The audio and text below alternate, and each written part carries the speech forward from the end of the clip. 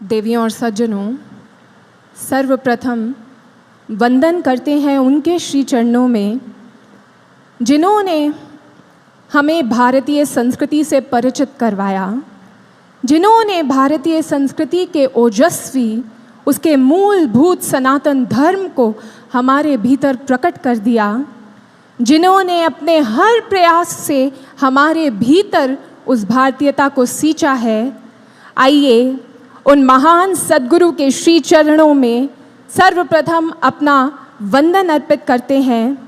बोलिए संस्कृति उन्नायक सद्गुरु सर्वश्री आशुतोष महाराज जी की, क्रांति पुरोधा युग सृष्टा सद्गुरु सर्वश्री आशुतोष महाराज जी की, सच्चे दरबार की, भारत माता की, भारतीय संस्कृति की। आप सभी को इस भारतीय नववर्ष की सर्वप्रथम हार्दिक शुभकामनाएं। और इस नववर्ष महोत्सव में अभी भारतीय स्वतंत्रता संग्राम के उस प्रसंग को हमने देखा, उस चैप्टर को अभी हमने देखा, एक ऐसा आंदोलन जिसने संपूर्ण स्वतंत्रता संग्राम को प्राण दिए थे।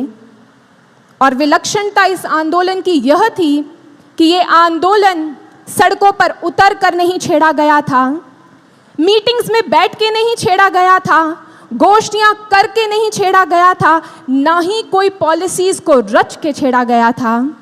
ये आंदोलन जिसने उस स्वतंत्रता संग्राम को नव प्राणित कर दिया, ऊर्जावान बना दिया, वो आंदोलन छिड़ा था उस युग के क्रांति दीप ऋषि अरविंद के अंतर्घट से।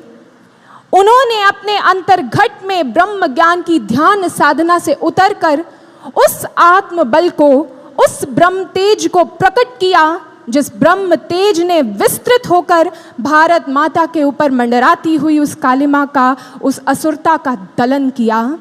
छोटे छोटे प्रयास, विलक्षण रंग उनमें लगने लगा, विलक्षण कार्य वो करने लगे, और देखते ही देखते वह स्वतंत्रता जो असंभव लगती थी वो संभव हो गई। भक्तों, ऋषि अरविंद ने न केवल अपने ब्रह्म तेज से, अपनी ध्यान साधना से इस भारत को स्वतंत्र करवाया, अपितु जब द्वितीय विश्व युद्ध चल रहा था तो आप जानकर हैरान होंगे कि पांडिचेरी आश्रम में बैठकर ऋषि अरविंद ने पूरे विश्व युद्ध की गति को बदल दिया।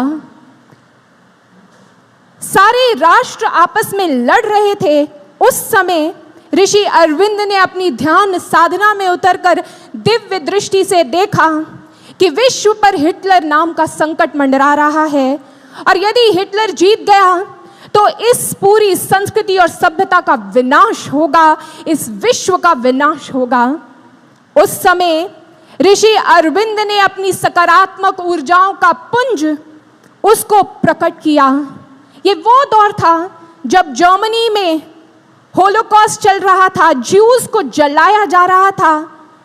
पेपर्स बताते हैं कि उस समय जर्मनी में नाजी जो थे, नाजी पार्टी के जो लीडर्स थे, अगुवा थे, वह तांत्रिक प्रयोग कर रहे थे। जल की खोज से लेकर देश के बड़े बड़े निर्णय, युद्ध की बड़ी बड़ी नीतियां तांत्रिक प्रयोगों से की जा रही थी। आसुरी शक्तियों का पूरा प्रभाव उस जर्मनी में दिख रहा था, और हिटलर केवल एक व्यक्तित्व नहीं था, एक अलगाववादी सोच, अहंकार से पोषित सोच, विकृत मानसिकता जो केवल और केवल मात्र खत्म करना जानती थी, उसका नाम था हिटलर। उसका प्रतिनिधि बना हुआ था। वो चाहता था कि जर्मन्स की सत्ता पूरे विश्व पर छा जाए। उसकी सोच थी कि जर्मन्स एक सुपीरियर रेस हैं, और वो सुपीरियर रेस ही इस पूरे विश्व पर अधिकार रखने का सामर्थ्य रखती है, उसका अधिकार है। और इसलिए एक न्यू वर्ल्ड ऑर्डर क्रिएट किया जाए जहां पर ना ही कोई एशियंस हो, ना ही यूरोपियंस हो, बस और बस केवल और केवल मात्र जर्मन्स हो। ऐसी सोच को लेकर वो निकला था उस विश्व युद्ध में। इसे कोई नहीं देख पा रहा था, परंतु ऋषि अरविंद ने अपनी ध्यान साधना में उतरकर अपनी दिव्य दृष्टि से देखा कि हिटलर को जो प्रेरित कर रहा है, जिसे वो अपना भगवान मानता है, जिसके शरण में जाकर हर निर्णय के लिए प्रतीक्षा करता है, वो कोई और नहीं, वो एक असुर है, नकारात्मकता का वो पुंज है, अज्ञानता का वो दैत्य है, जो उसे भ्रमित कर पूरे विश्व का विनाश कर देना चाहता है। और उस समय उनके शिष्य दर्ज करते हैं अपनी किताबों में, निरोध मरण और A.B. पुरानी, उन्होंने दर्ज किया है अपनी किताबों में कि उस समय ऋषि अरविंद ध्यान की गहरी साधना, ध्यान की गहराइयों में उतर जाते थे, एकांत में घंटों घंटों ध्यान करते थे। और फिर वह समय आया जब हिटलर ने एक बहुत बड़ी गलती की। उसने रशिया पर अटैक कर दिया और रशिया के साथ जब युद्ध कर रहा था तो वो समय भी आ गया कि जब उसकी सेना सर्बिया की ठंड को नहीं सह पाई और हिटलर की सेना परास्त हुई और वहीं से जर्मनी का डाउनफॉल शुरू हो गया। द्वितीय विश्व युद्ध में जर्मनी हार गया और हिटलर के सारे मंसूबे, यहाँ तक कि उसका जीवन भी खत्म हो गया। स्थूल दृष्टि से जब लोगों ने इस घटना को पढ़ा, समझने का प्रयास किया, तो वो स्तब्ध रह गए। How is it possible? वो हिटलर ऐसा निर्णय कैसे ले सकता है? लेकिन जब कार्य करने वाली सूक्ष्म चेतना हो तो फिर ऐसी गलतियां हुआ करती हैं।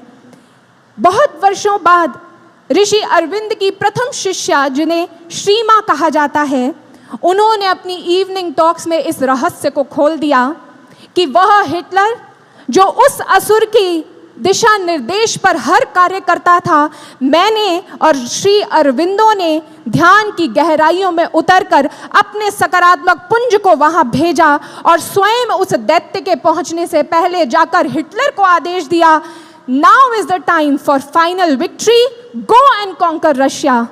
मात्र 2 दिनों में हिटलर रशिया पर अटैक करता है और उसका सारा प्लान ध्वस्त हो जाता है, उसका जीवन खत्म हो जाता है। भक्तों, ये है ब्रह्म ज्ञान की ध्यान साधना का प्रभाव।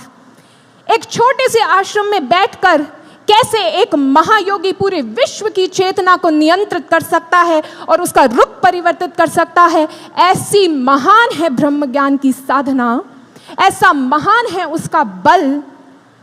किसी ने ऋषि अरविंद को कहा था, जब वो अलीपुर की जेल से बाहर निकले, लोगों ने ताने कसे और कहा, देखो अध्यात्म ने एक योद्धा को योगी बना दिया है।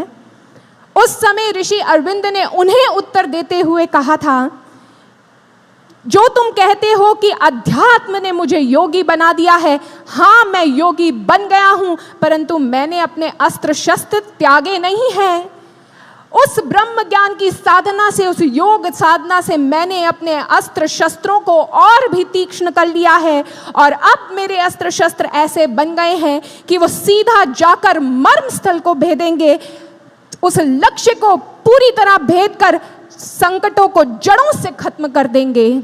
और उन्होंने अपनी इस बात को प्रूव करके दिखाया उस योग साधना से विश्व में परिवर्तन और भारत की चेतना का जागरण, भारत की स्वतंत्रता को भी साकार कर दिया।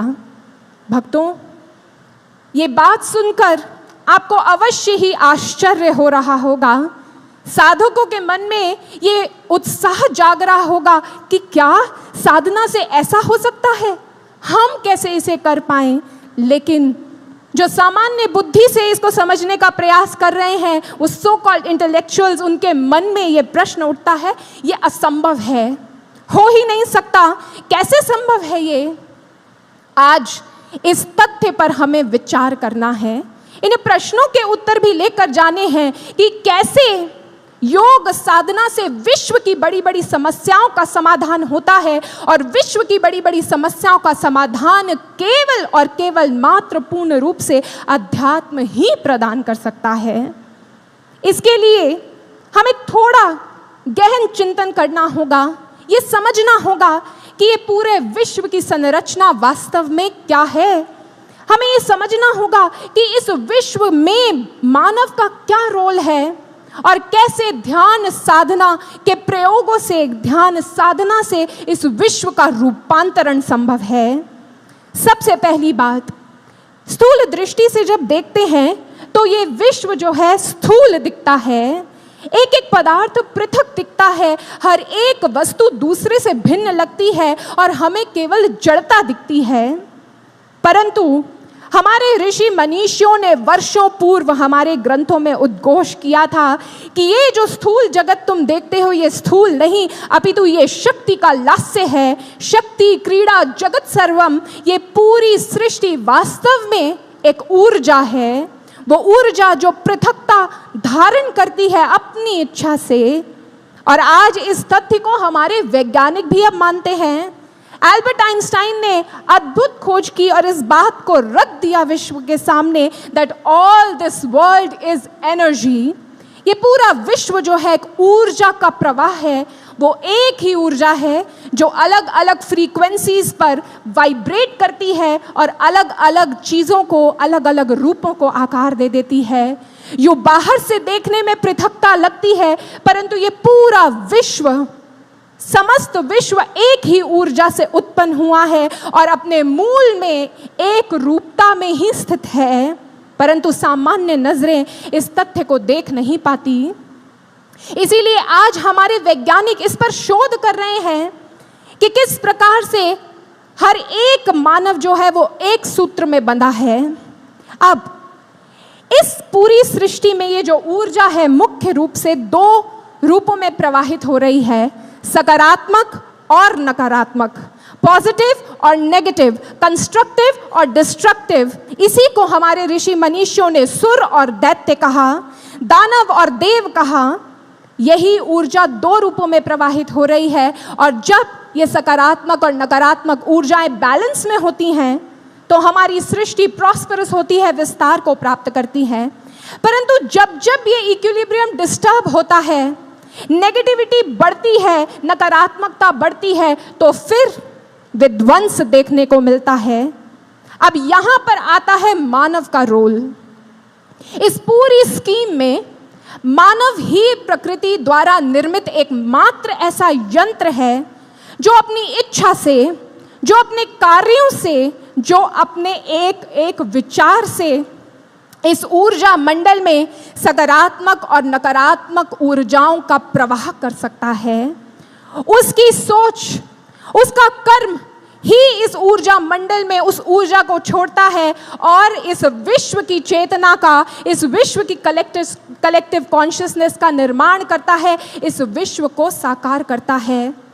यूं ये बात सिद्ध हो गई है आज कि मानव अपने विचार से ही इस विश्व को, इस सृष्टि को, पदार्थ को आकार देता है। Mind is over matter and mind works over matter.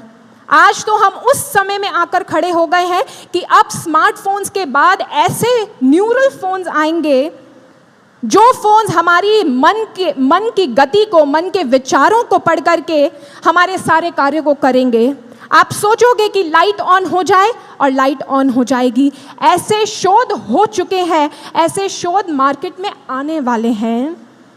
विज्ञान भी आज इस तथ्य को मानता है कि मानव ही इस पूरी सृष्टि के रूप को आकार दे रहा है, मानव ही मैटर के फॉर्म को नियंत्रित कर रहा है।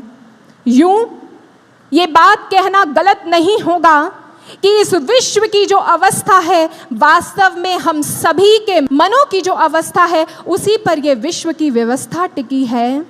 आज अगर विश्व में समस्याएं हैं, आज अगर विश्व में प्रॉब्लम्स हमें दिख रही हैं, अगर आतंकवाद, लड़ाई झगड़े, वॉर्स बढ़ रहे हैं, तो उसका कारण यह है कि मानव मन जो है नकारात्मक ऊर्जाओं का प्रवाह कंसिस्टेंटली छोड़ रहा है इस ऊर्जा मंडल में। और हमारे वैज्ञानिकों ने इस तथ्य को प्रमाणित किया। उन्होंने इस बात को रीड किया ऑरा साइंस के माध्यम से कि जब मानव ईर्ष्या, द्वेष, दंभ, स्वार्थ ऐसे विचारों में लिप्त होता है तो उसके इलेक्ट्रिकल फील्ड में negative vibrations, low energy waves produce होती हैं और वो नेगेटिव वाइब्रेशंस को विश्व में छोड़ता है। और वहीं जब उसके अंदर पॉजिटिव थॉट्स, प्रेम, सौहार्द, करुणा, क्षमाशीलता, ये सब प्रवाहित होता है। जब वो इसका चिंतन करता है तो वह हाई फ्रीक्वेंसी वेव्स को, सकारात्मक तरंगों को ऊर्जा मंडल में छोड़ता है। परंतु आज विश्व की स्थिति इस बात को समस्त रूप से प्रमाणित कर रही है कि मानव वर्षों से संकीर्ण दायरों में कैद होकर अपने स्वार्थों को पोषित करने के लिए ईर्ष्या, द्वेष और दंभ से पोषित हो अपने भीतर की नकारात्मकता का चिंतन करते हुए इस ऊर्जा मंडल में नकारात्मक विचारों को छोड़ता आ रहा है। और उसी के कारण आज हम उस स्थिति में खड़े हैं जहां पर वो नकारात्मकता वापस हम पर गिर रही है, बाढ़ें आ रही हैं, आपदाएं आ रही हैं, वॉर की कगार पर हम खड़े हैं। आज इस समस्या का समाधान करने के लिए बहुत प्रयास हो रहे हैं। पूरा विश्व लगा है गोष्ठियों के माध्यम से, मीटिंग्स और चार्टर्स के माध्यम से, कैंपेन्स के माध्यम से कि विश्व में शांति आए, ये संकट टल जाए। परंतु वो संकट कैसे टलेगा? क्योंकि आज जितने भी प्रयास हो रहे हैं वो जानते हैं कैसे लगते हैं।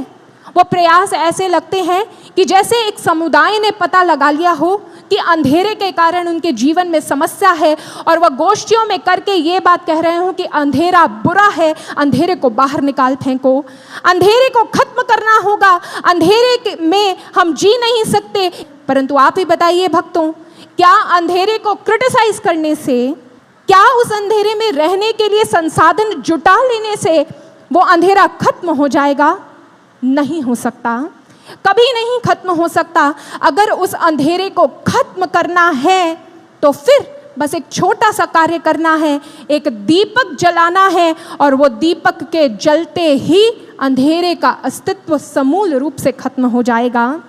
इसीलिए अगर आज इस वसुंधरा को स्वर्ग बनाना है, अगर आज इस धरा को सुंदर बनाना है, शांति में स्थित करना है, तो सद्गुरु सर्वश्री आशुतोष महाराज जी कहते हैं, बनाना है बैकुंठ गर इस धरा को, समर्पण की धुन गुनगुनानी पड़ेगी, अमावस के काले गहन घोर तम में ब्रह्म ज्ञान की लौ जलानी पड़ेगी। ब्रह्म ज्ञान का वो दीप ही है जिसके भीतर ऐसा सामर्थ्य है कि इस ऊर्जा मंडल में व्याप्त समस्त नकारात्मकता का वो समूल अंत कर सकता है, इतनी सकारात्मकता को पैदा कर सकता है कि ये नकारात्मकता संपूर्ण रूप से खत्म हो।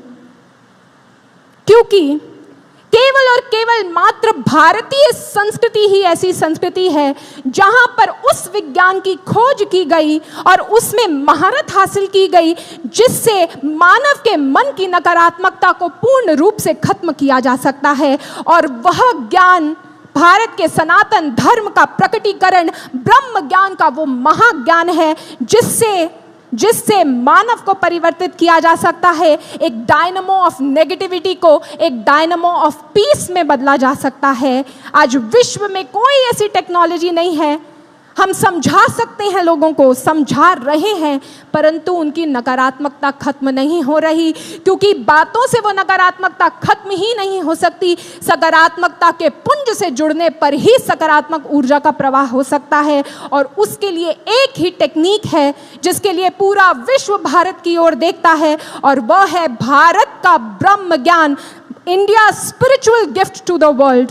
इसीलिए ब्रिटिश हिस्टोरियन और फिलोसोफर आर्नोल्ड जे टॉइनबी ने कहा, now it is becoming clear day by day that the chapter which had a western beginning, if it has to, it should have, it ought to have an Indian ending if it doesn't have to end in self-destruction.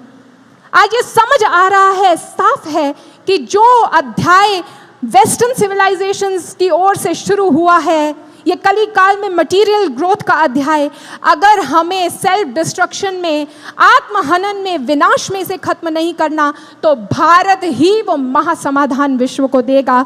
और वो महासमाधान है ब्रह्म ज्ञान, मानव के रूपांतरण का, मानव के उत्कर्ष को हासिल करने का, मानव के महामानव बनने का वह समाधान। क्योंकि आज विश्व जो है, इसे भी एक छोटे से वैज्ञानिक तथ्य से हम समझेंगे। योगानंद परमहंस जी ने अपनी ऑटोबायोग्राफी के 40वें चैप्टर में लॉ ऑफ मिरेकल्स लिखा जिसमें वो समझा रहे हैं किस प्रकार से एक योगी एक स्थान पर रहकर पूरे विश्व को नियंत्रित कर लेता है, एक स्थान पर रहकर दूसरे स्थान पर भी प्रकट हो जाता है, पूरे विश्व को रूपांतरित करने का सामर्थ्य रखता है। उसमें वो बता रहे हैं कि ये कैसे संभव होता है। जिस सकारात्मक ऊर्जा की आज हमारे विश्व को ज़रूरत है, वो सकारात्मक ऊर्जा का प्रवाह कैसे पैदा हो। आज नकारात्मकता इतनी बढ़ गई है कि एक योगी के तप से भी बात नहीं बनने वाली। ऋषि अरविंद ने अकेले योग साधना की थी और हिटलर को रोका था। आज तो एक नहीं, दो नहीं, असंख्य ऐसे योगियों की आवश्यकता है जो इस पूरे विश्व मंडल की नकारात्मकता को ओवरराइड कर ले अपनी सकारात्मक ऊर्जा से। तब ही होगा युग का परिवर्तन। और भक्तों, ये हमारा सौभाग्य है और गर्व का विषय है हमारे लिए कि सद्गुरु सर्वश्री आशुतोष महाराज जी का महान सानिध्य हमें प्राप्त हुआ है, जिन्होंने न केवल हमारे भीतर उस ब्रह्म ज्ञान को रोपित किया, अपितु योग की परम अवस्था समाधि को भी हमारे समक्ष स्वयं समाधि धारण करके रख दिया। भक्तों, लेकिन महाराज जी का आह्वान है, ये समय हमारा आह्वान आज कर रहा है। जिन्हें उस ब्रह्म ज्ञान की दीक्षा मिली है, ये विश्व उसकी ओर देख रहा है और ये समय उन ब्रह्मज्ञानियों से मांग कर रहा है, उठ खड़े हो साधको, विश्व को नव प्राण दो, मोह निद्रा त्याग कर जाग कर श्रमदान दो। सो रहे थे कब से तुम यूं आत्म बल को क्षीण कर, सत्यता से फेर दृष्टि अस्तित्व को विच्छीन कर, आत्मदर्शन की शिला पर अब नया आकार लो, उठ खड़े हो साधको, विश्व को नव प्राण दो। छोड़ काम और वासना, बस शक्ति का विस्तार कर, अध्यात्म के प्रकाश से अज्ञानता का नाश कर, साधना के आधार पर सुचरित्र निर्माण हो, उठ खड़े हो साधको, विश्व को नव प्राण दो। स्वार्थ से परमार्थ पथ की यात्रा प्रारंभ कर, शक्ति को पहचान अपनी विश्व का कल्याण कर, शांति की नव स्थापना में स्वार्थ का बलिदान हो, उठ खड़े हो साधको, विश्व को नव प्राण दो। त्याग भय की भावना उत्कर्ष को अब प्राप्त कर, उत्साह और एकाग्रता से बड़ लक्ष्य को साध कर, हार संभव है नहीं, सात जब पर ब्रह्म हो, उठ खड़े हो साधको, विश्व को नव प्राण दो। उठ खड़े हो साधको, विश्व को नव प्राण दो, मोह निद्रा त्याग कर जाग कर श्रमदान दो। ये समय हमारे उठने की प्रतीक्षा कर रहा है, ये समय हमारे श्रम की प्रतीक्षा कर रहा है। हमें उठना है इस विश्व के लिए, क्योंकि महर्षि ने एक बार कहा था, जिस शांति सौहार्द प्रेम बंधुत्व की मांग ये विश्व कर रहा है, ये तो वो फल है जो ब्रह्म ज्ञान के वृक्ष पर लगते हैं। महर्षि ने उस ब्रह्म ज्ञान के बीज को हमारे भीतर रोपित किया है। और महाराज जी का बार बार ये कहना कि साधना करो, वो इसलिए कि जब हम अपने अंतर घट में उतर कर अपने जीवन को साध लेंगे, स्वयं को साध लेंगे, अपने घट में उतर कर उस परम चेतना के साथ एकाकार को स्थापित करेंगे, हमारे भीतर ही जब वो ब्रह्म ज्ञान का वृक्ष पल्लवित होगा, तो ये विश्व एकता, सद्भावना, बंधुत्व इन सब को प्राप्त करेगा। आज हमें संगठित होना है इस विश्व को उस ऊर्जा को प्रदान करने के लिए, क्योंकि वर्षों पहले कुछ फिलोसोफर्स ने एक तथ्य को खोजा। वो तथ्य उन्होंने कितना सिद्ध किया ये तो मैं नहीं जानती, लेकिन ये तथ्य हमसे कुछ ज़रूर कह रहा है। उन्होंने इस तथ्य को एक फॉर्मूला निकाला कि अगर इस कलेक्टिव कॉन्शियसनेस को पूरी तरह बदलना है, तो इस पूरे विश्व की 1% जनसंख्या का स्क्वायर रूट अगर कर दिया जाए और उतने लोग एक भावना से एक लक्ष्य पर एकाग्र होकर ब्रह्म ज्ञान की ध्यान साधना कर एक पूर्ण सद्गुरु के सानिध्य और कृपा से जब साधना रत होंगे, तो विश्व की चेतना में ऐसा उछाल आएगा और देखते ही देखते ये युग जो कलयुग की कालिमा में डूबा हुआ है, ये सत्युग के आनंद को प्राप्त करेगा। उनके प्रयोग कितने सत्य हुए मैं नहीं जानती, लेकिन यह आह्वान है हम सब के लिए। हम ही तो वो ब्रह्मज्ञानी साधक हैं जिन्हें सद्गुरु सर्वश्री आशुतोष महाराज जी ने ब्रह्म ज्ञान दिया है। और आज समय आ गया है जब हमें अपनी सामूहिक साधना और अपनी जीवन की शूद्रताओं का त्याग करके इस विश्व को नव प्राणित करना है, इस विश्व का प्राण है आत्मबल, अध्यात्म बल, उस ब्रह्म चेतना को अब जागृत करना है। ऋषि अरविंद ने यही कहा था, to bring back Satyug, bring back brahma tej and make it general, because in Satyug everyone had that brahma तेज।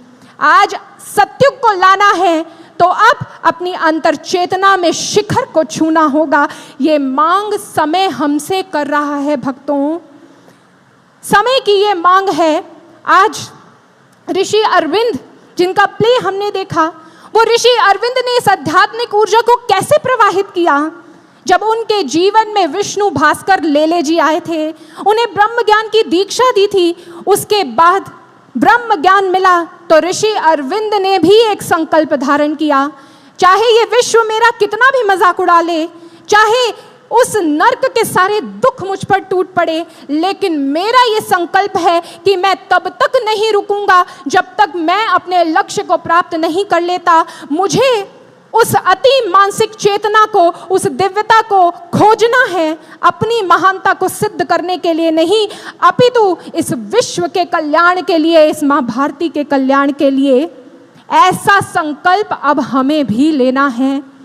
अब हमें भी इस संकल्प को धारण कर कर साधना करनी है कि चाहे ये देह सूख जाए, चाहे अस्थियों का पिंजर बन जाए, लेकिन तब तक नहीं उठेंगे जब तक अपनी उस ब्रह्म चेतना से एक नहीं हो जाते। क्योंकि जब तक हम नहीं जागेंगे, ये विश्व नहीं जागेगा। जब तक हम नहीं जागेंगे, परिवर्तन की वो लहर, उसको छेड़ना बाकी ही रहेगा। भक्तों, हमें महर्षि ने वो अवसर दिया है, उनके इस शांति के महायज्ञ में अपने जीवन की, अपनी साधना की, अपने श्रम की आहुति देने के लिए।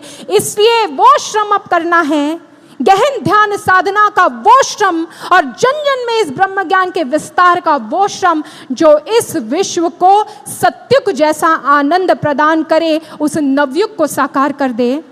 अपनी वाणी को बस अंत में एक छोटी सी बात कहते हुए मैं विराम दूंगी। आप सब जानते हैं कि ओलंपिक्स में एक रेस होती है जिसका नाम होता है रिले। वो रिले रेस कोई एक व्यक्ति नहीं दौड़ता, एक पूरी टीम दौड़ती है। और उस रिले रेस में विक्ट्री कैसे होती है? एक आयरन का डंडा होता है, रॉड होती है, उस आयरन रॉड को जैसे बैटन कहा जाता है, एक खिलाड़ी दौड़ता हुआ दूसरे को, दूसरा खिलाड़ी तीसरे को, और तीसरा खिलाड़ी चौथे को देखता है, और चौथा खिलाड़ी फिनिश लाइन के पार उसे ले जाता है। अब भक्तों, जानते हैं यूं तो सारे खिलाड़ी बड़ी महत्वपूर्ण होते हैं उसमें, लेकिन जो फिनिश लाइन के पास खड़ा हुआ अंतिम खिलाड़ी होता है, उसको बहुत विशेष माना जाता है। जो सबसे फास्टेस्ट प्लेयर होता है उसे वहाँ खड़ा किया जाता है, और साथ में उसे ही बहुत तेज और सजगता से उस बैटन को अंत तक लेकर जाना है। अगर उससे चूक हुई तो पूरी टीम हार जाती है। मैं आपको ये क्यों सुना रही हूँ? क्योंकि कलयुग के परिवर्तन का ये महायज्ञ, ये भी एक रिले रेस की तरह है। न जाने कितनी विभूतियों ने बार बार जन्म लेकर इस कली काल की कालिमा को छेदा और भेदा। कबीरदास जी, मीराबाई जी, ऋषि अरविंद, स्वामी विवेकानंद, अनंत कलयुग में हुए वो संत जिन्होंने बार बार आकर इस मानवता को आश्वासन दिया, नहीं, उनके भीतर एक होप को जागृत किया कि ये कालिमा का अंत होगा और नवीन युग आएगा। करते करते करते एक से दूसरे को उन्होंने ये बैटन, ये आध्यात्मिक क्रांति का आयरन रॉड थमाया, और आज सद्गुरु सर्वश्री आशुतोष महाराज जी ने कली काल की इस प्रचंडता में आध्यात्मिक क्रांति की वही आयरन रॉड, वही बैटन हमारे हाथ में थमाई है। हम वो प्लेयर्स हैं जो इस कली काल के परिवर्तन की, कली काल की रिले की फिनिश लाइन के पास खड़े हैं। इसीलिए समझ लीजिए कितना ज़रूरी है हमारा जागरूक रहना, कितना ज़रूरी है हमारा अपने लक्ष्य के प्रति चिंतन करना, कितना आवश्यक और कितना महत्वपूर्ण अवसर सद्गुरुदेव महाराज जी ने हमें दिया है। अगर हमने अपना जीवन इस फिनिश लाइन के पार उस आध्यात्मिक क्रांति को की मशाल को ले जाने के लिए लगा दिया, तो फिर ये युग हमें याद करेगा, हमारा जीवन सफल हो जाएगा, हमारे परिवारों का जीवन सफल हो जाएगा, हमारी गुरु भक्ति अपने लक्ष्य को प्राप्त करेगी। यही हमारा शिष्य धर्म है और इसी शिष्य धर्म को निभाने का आह्वान हो चुका है। समय यहाँ है और ये नववर्ष की बेला नव संकल्प धारण करने के लिए हमें प्रेरित कर रही है कि अब हम उठें और हमारे गुरुवर का जो लक्ष्य है उसे भेद कर ही दम लें। उनकी कृपा से उस लक्ष्य की ओर सतत बढ़ते चलें और उनकी आध्यात्मिक क्रांति, नवयुग की नवस्थापना में अपनी छोटी छोटी लाठियां अवश्य लगा दें। ऐसे ही कुछ विचार महर्षि की प्रेरणा से आप सबके समक्ष रखने का ये सेवा मुझे मिली।